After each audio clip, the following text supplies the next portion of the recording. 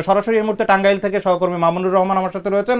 মামুন, আপনি এই মুহূর্তে যেটি দেখতে পাচ্ছি একেবারে নির্বাচনী সরঞ্জামাদি যেখানে রয়েছে ঠিক সেইখানে জানাবেন আসলে এগুলো কখন নাগাদ কেন্দ্রে পৌঁছাবে, কি ব্যবস্থাপনায় যাচ্ছে, প্রিজাইডিং অফিসারদের হাতে কিভাবে বুঝে দেওয়া হচ্ছে, তারা কিভাবে নির্বাচন কমিশন বা রিটার্নিং কর্মকর্তার কাছে সেই জিনিসগুলো বুঝে নিচ্ছেন বা সেখানে তাদের দায়িত্বটা আসলে কিভাবে পালন করা হচ্ছে? গত পরশুদিন রিটার্নিং কার্যালয় থেকে সরকারি রিটার্নিং কার্যালয়ে চলে এসেছে আপনার টাঙ্গাইলের বায়োটিং বিতরণের যে প্রত্যেকটি উপজেলাতে নির্বাচনী সরঞ্জাম চলে এসেছে।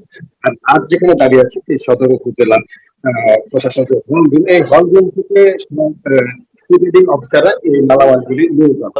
তথ্য পেয়েছিলেন 10:30 নাগাদ এই মালামাল বিতরণ শুরু হওয়ার কথা থাকলে এখন পর্যন্ত শুরু হয়নি।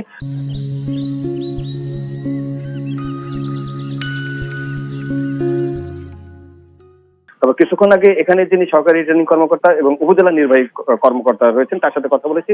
তিনি বলেছেন যে পুলিশ আসার সাথে সাথেই এই মালামাল বিতরণ করা শুরু হবে। এরই মাঝে আনসার সদস্যদের উপস্থিতি দেখতে পেয়েছি এবং প্রিজাইডিং অফিসার এবং সহকারী প্রিজাইডিং অফিসার যাদের এই মালামাল রিসিভ করার কথা, নির্দিষ্ট কেন্দ্রে নিয়ে যাওয়ার কথা, তারা কিন্তু চলে এসেছে এবং এখানে তারা একটি তালিকার মতো তৈরি করছে, যে তালিকা ধরে ধরে প্রত্যেকটা কেন্দ্রে, আপনি জানেন যে জেলার 1063টি কেন্দ্র রয়েছে, প্রত্যেকটি কেন্দ্রেরই প্রিজাইডিং অফিসার এবং সহকারী প্রিজাইডিং অফিসাররা চলে এসেছে এবং তারা এই মালামালগুলি নিয়ে যাবে এবং আগামীকাল ভোট, ত্রয়োদশ জাতীয় সংসদ নির্বাচন ভোট ও গণভোটের কাজে এই ব্যালট পেপার এবং নির্বাচন সামগ্রীগুলি ব্যবহার করা হবে। এবার আসি আইন শৃঙ্খলার বিষয়টি। এই যে মালামালগুলি যাবে, এই মালামালগুলা কিন্তু কড়া নিরাপত্তা ব্যবস্থার মাঝে যাবে। আনসার সদস্যরা থাকবে সেই গাড়িতে এবং এর সাথে পুলিশ থাকবে, অস্ত্রধারী পুলিশ থাকবে, তাদের উপস্থিতিতে এই মালামালগুলি নিয়ে যাওয়া হবে।